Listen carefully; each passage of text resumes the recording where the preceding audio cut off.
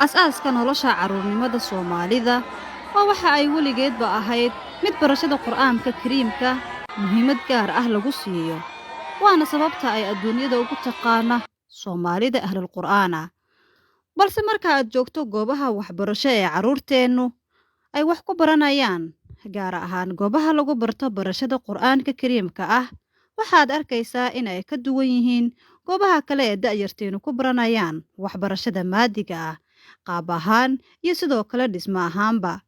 jaamacaddu inay qurxonaato, iskuulku inuu qurxonaado, meel dadka indhahooda iyo qalbigooda soo jiidanayo wax lagu barto oo lagu farxo inay noqoto waa fiican tahay.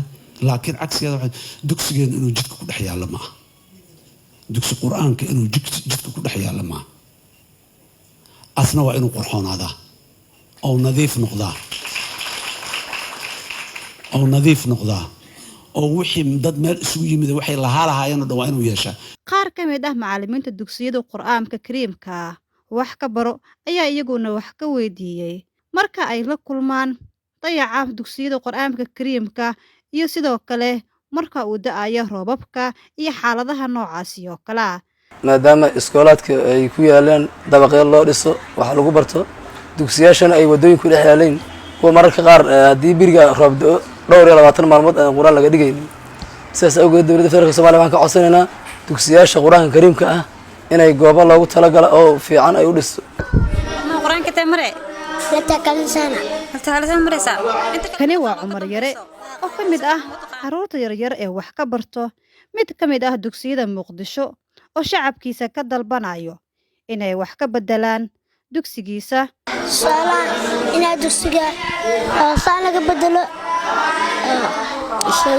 salli iyo kitaab la keeno miis la saaro.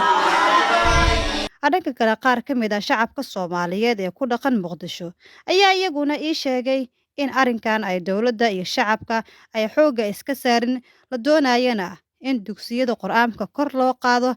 dabcan weerta maysan dhicin dugsiyo waaweyn in ay dowladda ay u furto ardada weli maysan dhicin oo Qur'aanka Kariimka laga barto maysan dhicin oo sidii islaamka loogu tago loo aasro ma dhicin. hadda jiro ardada dabcan sii baraan aragtideeda waxa ila wanaagsan macnaha kan Qur'aanka in la hormariyo oo kan dugsiga kan oo barafadka hoos loo dhigo dadka barafadka kor u dhigeen من المعترات ما زجاجا لنخرج به حبا ونباتا. daayartaan idiin muuqato badankood waa xaafidul Qur'aan halka kuwa kalena imanka ay soo jiidayaan Qur'aanka Kariimka iyo barashadiisa balse aanan helin goob ku habboon barashada Qur'aanka Kariimka. Sumaya Cabduqaadir, SNTV, magaalada Muqdisho.